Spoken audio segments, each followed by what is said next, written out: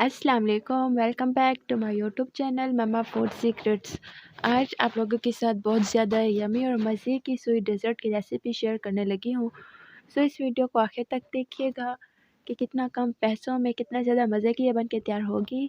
तो आइए इसे बनाना शुरू करते हैं। सबसे पहले मैंने एक बाउल लिया था और उसके अंदर मैंने थोड़ा सा दूध डाल दिया था और ये इसके अंदर मैं डाल रही हूँ कस्टर्ड पाउडर। कस्टर्ड पाउडर आपके पास जो अवेलेबल हो आप वो डाल दें, लाज़मी नहीं है आप कोई एक स्पेसिफिक ही डालें। तो इसे अच्छी तरीके से मिक्स कर लेना है हमने, ताकि इसके अंदर किसी किस्म के कोई लम्स वगैरह ना रहें। दूसरी तरफ एक कढ़ाई ली है मैंने और कढ़ाई के अंदर मैंने दूध डाल दिया है और इसे मैं तब तक पका लूँगी जब तक इसके अंदर बॉयल नहीं आ जाता। अच्छे तरीके से इसके बॉयल आने का इंतज़ार करूँगी। सो गाइस आप देख सकते हैं इसके अंदर बॉयल एक आ चुका है, लेकिन इसे अभी मज़ीद कुछ टाइम के लिए मैं पका लूँगी।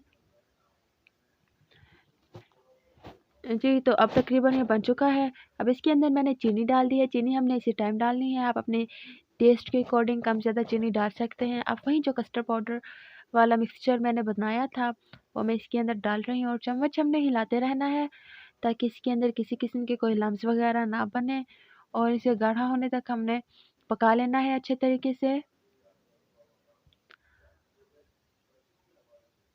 जी, तो ये तकरीबन देख सकते हैं आप हल्का सा थिक हो चुका है। दूसरी तरफ एक फ्राइंग पैन लेना है और इसके अंदर मैंने पानी डाला है। थोड़ा सा पानी डाल देने के बाद इसके अंदर मैं चीनी डाल दूँगी। ये मैं शुगर सिरप रेडी कर रही हूँ और बॉयल आने तक इसे मैं पका लूँगी।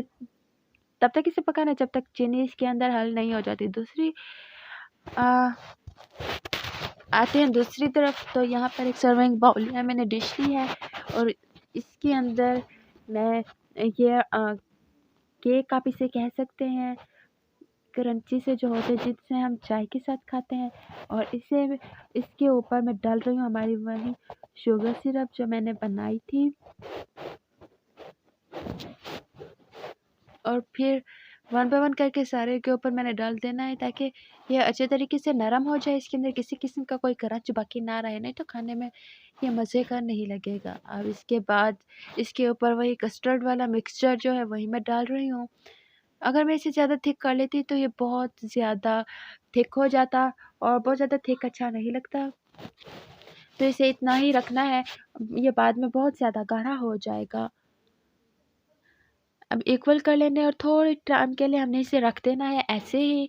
फिर तकरीबन 10 मिनट के बाद इसके ऊपर वही जो मैंने इसके अंदर केक्स डाले हैं उन्हीं को मैंने थोड़ा सा चूरा-चूरा कर लिया था और वो मैं इसके अंदर डाल रही हूँ। इसे सारा कवर कर लूँगी जो इसकी साइड्स बच रही हैं, ताकि इसके अंदर एक खूबसूरत सी फिनिशिंग आ जाए और ये बहुत ज़्यादा प्यारा लगे, खूबसूरत लगे।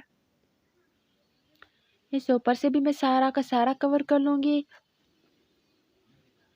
वन बाय वन करके सारा इस तरीके से कवर कर लेना है हमने। और फिर इसके बाद आप इसके ऊपर ड्राई फ्रूट्स डालें, टूटी फ्रूटी डालें, जेली डालें, जो आप लोगों को पसंद है।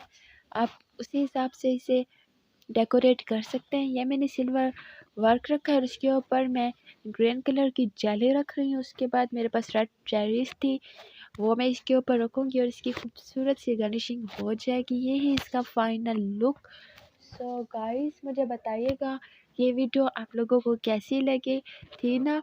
बहुत ज़्यादा कम पैसों में तैयार होकर बहुत ज़्यादा मज़े की बनने वाली। सो आप लोगों को आज की वीडियो कैसी लगी? अगर वीडियो पसंद आई है तो अपनी फैमिली के साथ, अपने फ्रेंड्स के साथ इस वीडियो को ज़रूर शेयर कीजिएगा।